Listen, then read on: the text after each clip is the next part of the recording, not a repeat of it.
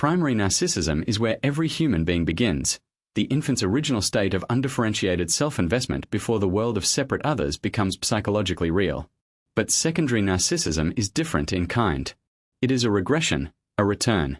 It occurs after the person has developed the capacity for object love, after they have genuinely invested libidinal energy in others, and then, for one reason or another, withdraws that investment and redirects it back toward the self. Freud introduced the distinction between primary and secondary narcissism in his 1914 paper on narcissism.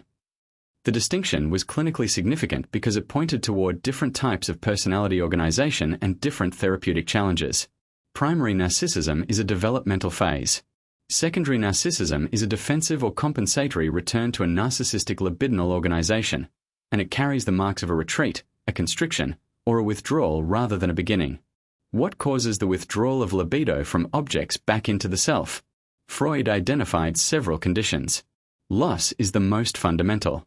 When a love object is lost, through death, abandonment, or rejection, the libido that was invested in that object must be withdrawn. In healthy mourning, this withdrawn libido is eventually reinvested in new objects.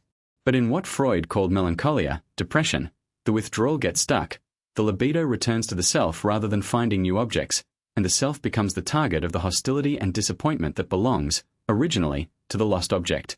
This is one reason why depression so often involves intense, relentless self-criticism. The self has been made into a substitute object for the ambivalent feelings that cannot be directed toward the actual, lost, object. Severe illness is another trigger for secondary narcissism. The sick person withdraws libido from the external world, from relationships, work, interests, and becomes preoccupied with their own bodily processes. This is, to some extent, adaptive. The organism is mobilizing its resources inward to deal with the threat of illness. But in chronic illness, this pattern can become entrenched, and the person remains libidinally self-absorbed long after the biological threat has passed. Pathological secondary narcissism, the kind that produces genuinely destructive personality patterns, involves a more thoroughgoing and stable withdrawal from object investment that was never fully achieved or that was traumatically disrupted at a critical developmental moment. The person who presents with what modern clinicians call narcissistic personality disorder typically shows a libidinal organization that is heavily self-invested. They cannot genuinely experience others as having independent worth or inner lives. They use others primarily as mirrors or instruments, and they respond to perceived failures to provide admiration with rage or contempt. Freud was somewhat pessimistic about the treatability of narcissistic conditions in the classical psychoanalytic framework. He noted that psychoanalysis depended on the patient developing a transference, genuinely investing libido in the analyst, and that the narcissistic patient's inability to sustain this investment meant that the transference could not develop in the same way as in neurotic patients. The narcissistic patient might use the analyst as a mirror for self-admiration, or might engage intellectually without genuine emotional investment, or might react to interpretation with rage rather than curiosity, all reflections of the same underlying inability to tolerate genuine otherness.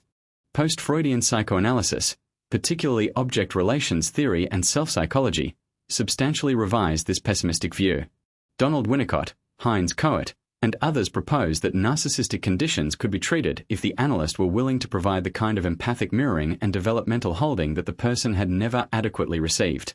Rather than interpreting narcissistic defenses from above, the therapist could provide a relational experience in which the person's self gradually became stable enough to begin tolerating and investing in genuine otherness.